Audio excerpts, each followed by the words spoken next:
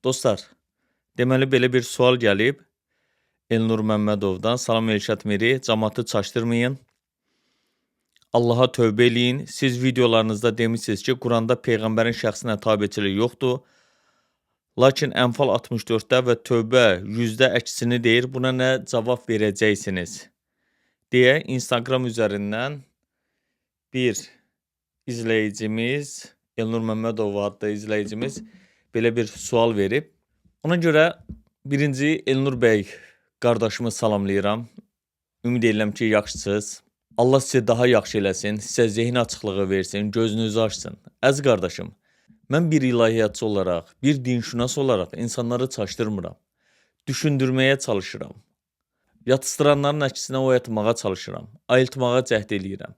Çünki ayılıb düşünən beyinlər həqiqəti dərk eləyirlər. Bu cür dərrakə sahibləri cəhalətdən, mövhumatdan, xurafatdan qurtulurlar, xilas olurlar, azad olurlar. Dünyaya baxışları dəyişir. Sizin kimi yazan insanlara qardaş deyə bilirlər. Sizi də qınamırlar. Bilmədiyinizə görə əksinə sizə dua eləyirlər. Dost deyə müraciət edirlər. Əziz dostum, dediyiniz mövzuda 2 il əvvəl 3 ardıcıl video çəkmişəm.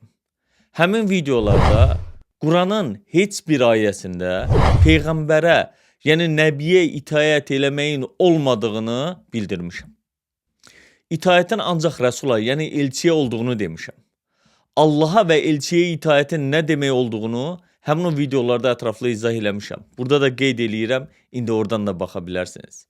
Bir daha qeyd edirəm ki, Quranda Nəbiyə, yəni Peyğəmbərə itaət yoxdur. Nəbini, yəni Peyğəmbəri nümunə götürmək yoxdur. Nəbiyə, yəni Peyğəmbərə mütləq ittiba, yəni tabiçilik, şəxsinin ardınca getmək anlayışı yoxdur, təsəvvürü yoxdur. Amma Rəsula, yəni elçiyə var. Əksini iddia eləmək Rəsulla Nəbi arasındakı fərqi bilməməkdir. Çünki hədisi Qurana paralel olaraq görənlər, hədisi vəhy məhsulu hesab eləyənlər, hələ də təkcə rəsullara kitab verildiyinə inanan, bu fərqi bilməyən insanlardır. Onlar elə bilirlər ki, nəbilərə kitab verilməyib. Ümid eləyirəm ki, bu qardaş bacılarımız bu həqiqətdə öyrənəcəklər. Heç olmasa Ənam surəsinin 83-89-cu ayələrdən baxıb onu görə biləcəklər.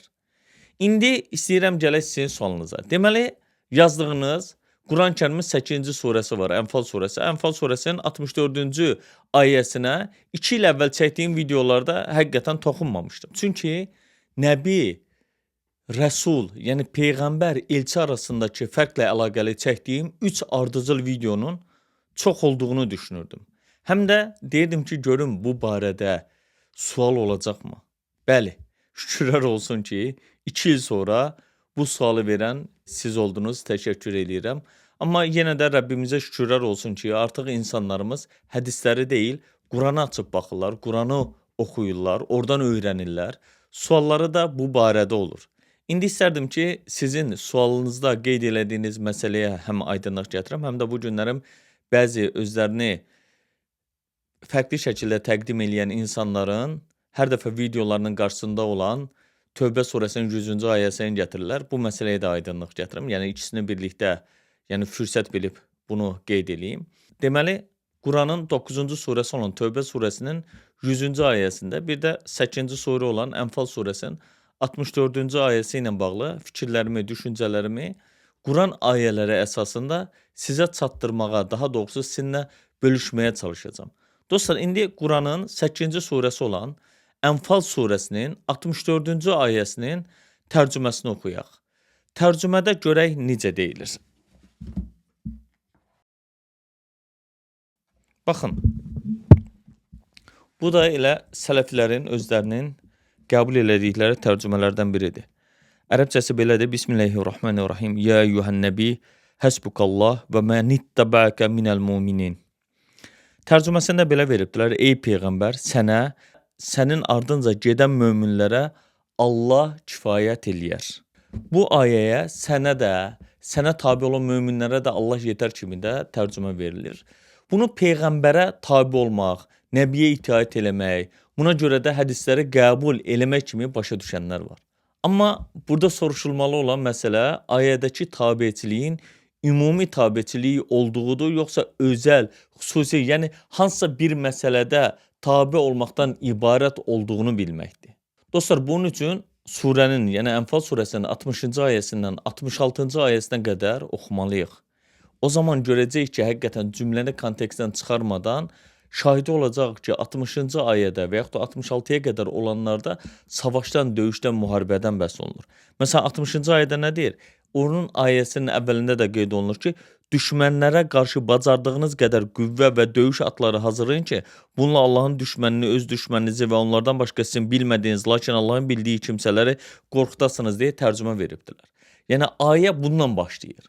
Yenə də müharibə vəziyyəti ilə bağlı, yəni bu ayə 66-cı ayəsindən də baxanda görür ki, onunla yekunlaşır. Çünki mövzu müharibədən gedir, savaşdan gedir, savaş vəziyyətindən gedir. Ayədə bəhs edilən nəbi müharibədə rəhbərlik eləyən komandirdir.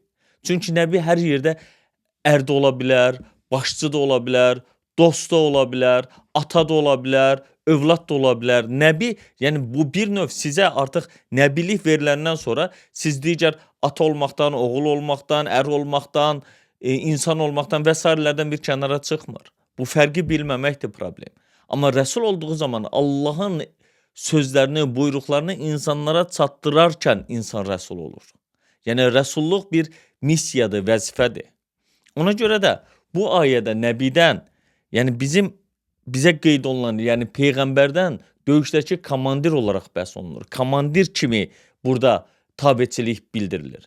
Yəni, Ənfal surəsinin 64-cü ayəsində ey Peyğəmbər, sənə və sənin ardınca gedən möminlərə Allah kifayət eləyər ifadəsi, yəni buradakı komandirə tabi olan möminlərin, yəni əskərlərin kifayət eləyəcəyini bildirməkdən ibarətdir. Yəni nəbi, Peyğəmbər ordunun başçısı kimi hər şeyi hazırlayır. Ona tabi olan möminləri, yəni bir növ əskərləri həvəsləndirir, təşviq eləyir. Allahın da onlara kifayət eləyəcəyini bildirir. Vəssalam. Çünki bu ayələrdən sonra gələn ayələrdə Peyğəmbər də olsa, ona tabi olan möminlər tənbih edilir. Məsələn, Ənfal surəsinin 67-ci ayəsinə baxsaq, orada həmin 67-ci ayəyə görə necə tərcümə veribdilər. Deyir ki, Peyğəmbərə yer üzündə çoxlu kafir qırmayınca əsir götürmək yaraşmaz. Həqiqətən dostlar, Allah Peyğəmbərdən bu cür söz deyə bilərmi? Neysə, bu tərcüməyə indi toxunmuram. İndi 67-ci ayəni bu cür qəbul eləyək ki, yəni heç bir nəbiyə döyüş meydanında yəni düşmənini yerə sərmədən əsir ala bilməz. Yəni buradakı məsələ əsir ala bilməməkdən, əsir götürmək yaraşmazdan gedir. Siz deyir sonra dünya mənfəətini istəyirsiniz. Hətta davam eləyən ayədə də deyilir ki, aldığınız fidyə əvəzində sizə böyük bir əzab toxunardı. Dostlar, Peyğəmbər, yəni Nəbi, bir də onunla birlikdə olan möminlər ən təhdidvari, ən şiddətli tənbihi, xəbərdarlığı bu ayələrdə alıbdılar. Yəni Peyğəmbərlə birlikdə hərəkət elədikləri üçün belə bir xəbərdarlığa, hətta əzab təhdidinə məruz qalan möminlər Ənfal surəsinin 64-cü ayəsində Nəbiyə tabi olun əmri ala bilərdilərmi? Yəni eyni şəkildə Nəbini olduğu kimi qəbul eləyin deyilə bilərdimi? Onlara bu cür həqiqətən əmr verilə bilərmi? Əgər belə bir əmr verilsəydi, 3 aya sonra niyə Nəbiyə tabi olduğunuz mənasına gələ biləcək bir xəbərdarlıq alırdılar? Yəni bunun bir məntiqi tərəfi varmı? Allah Nəbiyə tabi olun deyəndən sonra niyə tabi olduğunuz mənasına gələ biləcək bir tənbihi, xəbərdarlığı eləyərdimi? Xəbərdarlıq elədiyinə görə, deməli Ənfal 64-də tabi olmaq ümumi mənada işlədilmir. Elə bunun başqa bir dəlili də həmin ayənin özündə var. Çünki 64-cü ayədə ərəbcəsindən baxanda, məsələn orada möminlər deyilmir. Nə deyilir orada? Möminlərdən, yəni möminlərin bir hissəsi, yəni möminlərdən bir qrup, bundan gedir söhbət. Təkcə bu ifadənin özü bütün möminlərin nəzərdə tutulmadığını göstərən bir əsas dəlildir. Çünki ayələrdən də aydın olur ki, məsələ təkcə döyüşdə Peyğəmbərə tabi olan möminlərdən gedir. Bir də Nəbi ilə birlikdə bütün möminlərin hamısının döyüşdə iştirak eləməsi də mümkün deyil. Bu barədə çünki Quran-ı Kərimdə Allahın əmri var. Quran-ı Kərimin 9-cu surəsi var, Tövbə surəsi. Tövbə surəsinin 122-ci ayəsinə baxdığımız zaman orada bunun şahidi oluruq. Nə deyilir orada? Möminlərin hamısı eyni vaxtda döyüşə çıxmamalıdır deyə bir ayə var. Yəni bu ayəyə baxdığımız zaman görürük ki, möminlərin hamısı eyni vaxtda döyüşə çıxmamağı ilə bağlı Allahın əmri var, buyruğu var. Dostlar, deməli Ənfal surəsinin 64-cü ayəsində ey nəbi, ey peyğəmbər, yəni əsgər kimi sənə tabe olan möminlərin sayı döyüşmək üçün sənə kifayət eləyər kimi başa düşməliyik bunu. Əgər bu cür qəbul eləməsək, ayəni o zaman başqa cür anlamalıyıq. Yəni ey nəbi, bu günə kimi sənə tabe olan, sənə iman gətirən, sənə itaəti qəbul eləyən möminlərin sayı bəs eləyər. Başqalarını boş ver. Onlara fikir vermə. Nə eləyərlərsə eləsinlər, özləri bilər. Belə bir tərcümə vermək olarmı? Yəni onların sənə tabe olmaları üçün çalışmağına da, səy göstərməyinə də heç bir ehtiyac yoxdur kimi bir tərcümənin çıxmağı mümkündürmü? Həqiqətən dostlar, əgər ayədəki möminlər sözünü bütün möminlər kimi başa düşsək, ayəni bu cür indi dediyim kimi qəbul eləməliyik. Allahın bu cür deməsi mümkündürmü? Əksinə, biz ayələrə baxdığımız zaman əksini görürük.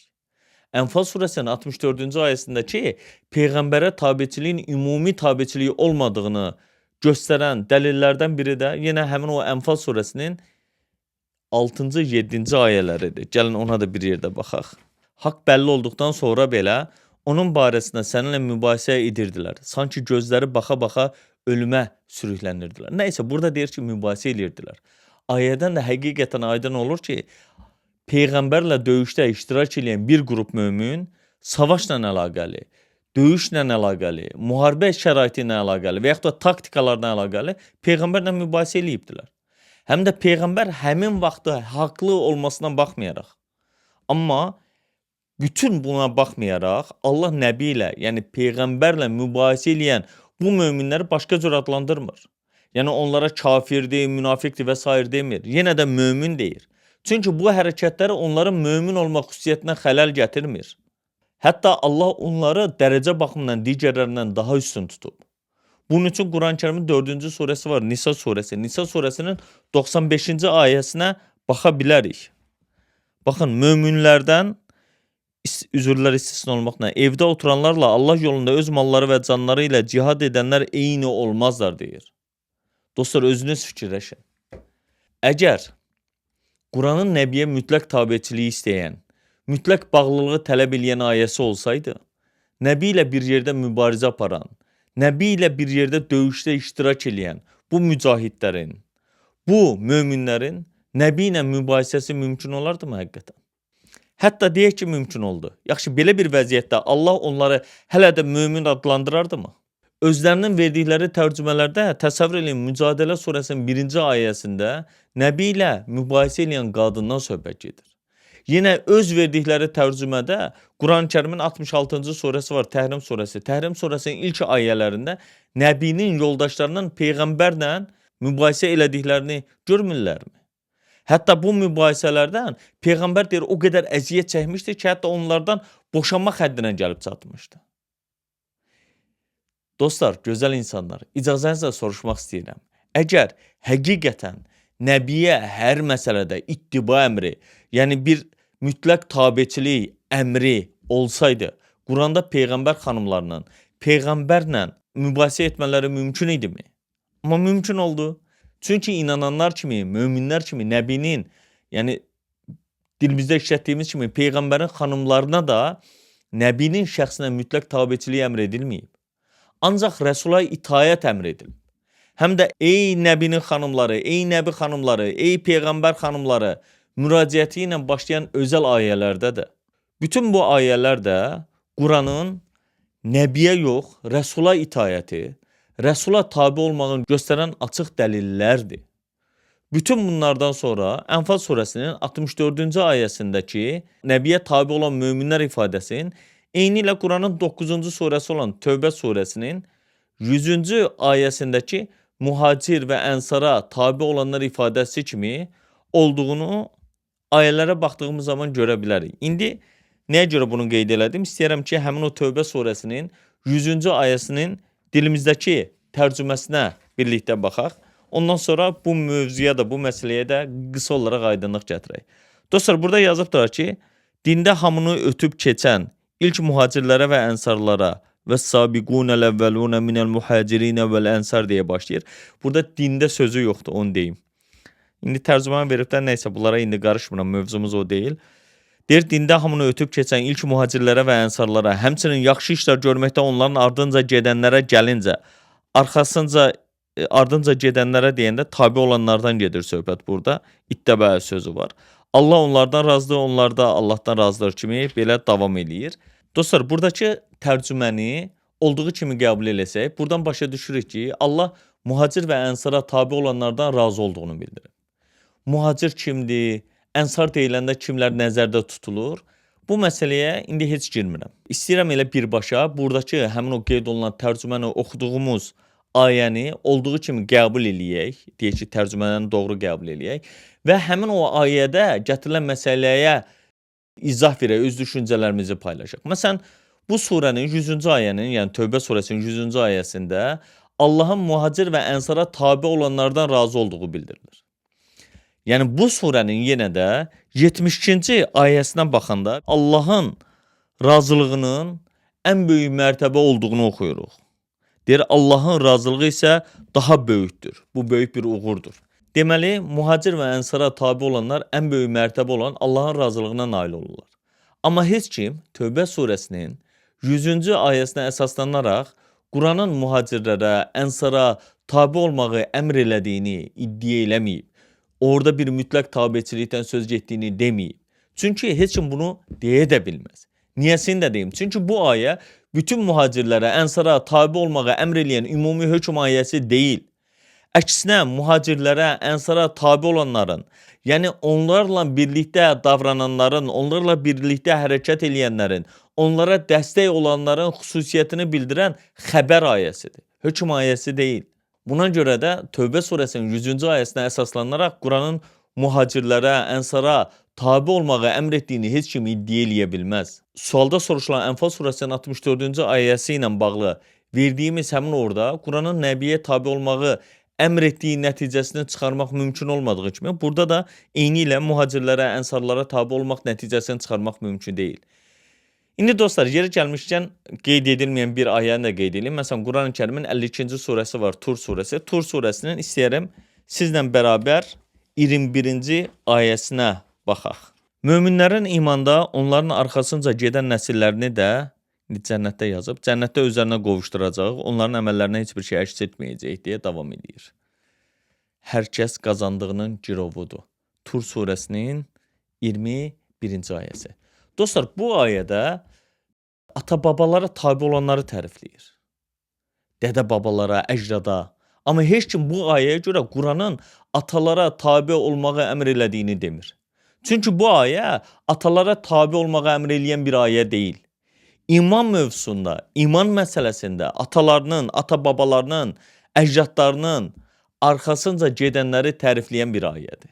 Yəni ata-babalara tabi olmağı əmr eləyən ümumi bir hökm ayəsi deyil. Əksinə, imanlı nəslin bir yerə gətiriləcəyini bildirən xüsusi xəbər ayəsidir. Əziz dostlar, gözəl insanlar, Tövbə surəsinin 100-cü, sonra indi dediyim Tur surəsinin 21-ci ayəsində, sonra Ənfal surəsinin 64-cü ayələrində qeyd edilən tabiçiliklər, tabi olmaq məsələsi ümumi mənada deyil, xüsusi mənadadır. Özəl məsələlərdəki tabi olmaqdan gedir söhbət. Məsələn, Tövbə surəsinin 100-cü ayəsindəki muhacir və ənsara tabi olmaq hər şeydə onlara tabi olmaq deyil. Çünki muhacirlər, ənsarlar haqqdakı rəvayətlərə bu günləri mövcud olanlara baxsanız, onlar barəsində deyilənlər həqiqətən insanı dindən uzaqlaşdırır. Ənfal surəsinin 64-cü ayəsindəki nəbi ya da nəbiyə tabi olan bəzi möminlərin döyüşmək üçün kifayət etdiyini bildirən həmin o ayədə özəl xəbər cümləsidir. Dostlar, bu məsələ ilə bağlı bir ayəni də qeyd edeyim. Deməli, yenə Tövbə surəsinin 9-cu surənin 117-ci ayəsinə gəlin bir yerdə baxaq. Allah bəzilərinin qəlbi yaymaq üzrə olduqdan sonra Peyğəmbərin də çətin vaxtda onun ardınca gedən mühacirlərin və ənsarın da tövbəsini qəbul elədi, sonra onları bağışladı. Çünki onlara qarşı şəfqətlidir, rəhimlidir deyə davam edir. ayə. 117-ci ayədə. Dostlar, bu ayədə də Peyğəmbərin, mühacirlərin, ənsarın tövbələrinin qəbul edilməsindən söhbət açılır. Belə bir sual yaranır. Onların xətaları, səhvləri, günahları nə idi ki, onlar tövbə elədilər? Allah da həmin o tövbələrinə görə onları bağışladı. Bu sualın cavabını Tövbə surəsinin 43-cü ayəsində baxa bilərik. Sonra bir ayəni də deyəcəm sizə bundan bağlı. 43-cü ayədə deyir ki, Əfəllah ənk limə əzintə ləhum həttə yətəbəyyənə ləkəl-ləzinə sadaqu və tə'ləməl kəzibin. Tərcüməsində belə veribdilər. Allah səni bağışlasın. Doğru danışanlar sənə bəlli olmamış. Yalançıları isə tanımamış nə üçün onlara izin verdin? Baxın, burada Allah elçisinə deyir ki, Allah səni bağışlasın.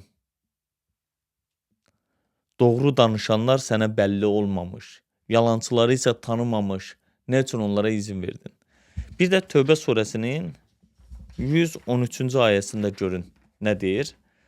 113-də də deyir ki, müşriklərin cəhənnəm sakinləri olduqları onlara bəlli olandan sonra qohum olsalar belə Peyğəmbərə və möminlərə onlar üçün bağışlanma diləmək yaraşmaz. 113-də deyir.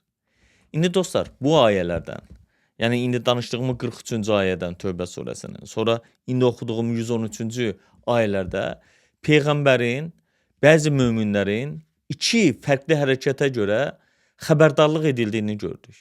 Sonra da Tövbə surəsinin 117-ci ayəsindən onların bağışlandığını oxuyuruq, görürük. Yəni bu o deməkdir ki, həm Peyğəmbər, həm də ayələrdə bəhs edilən, həmin o çətin döyüş günündə onunla birlikdə olan möminlər, yəni onu belə də deyə bilərik ki, hərbi cəhətdən ona tabi olan mühacirlər, ənsarlar bəzi səhvlərə, ciddi səhvlərə yol vermişdilər.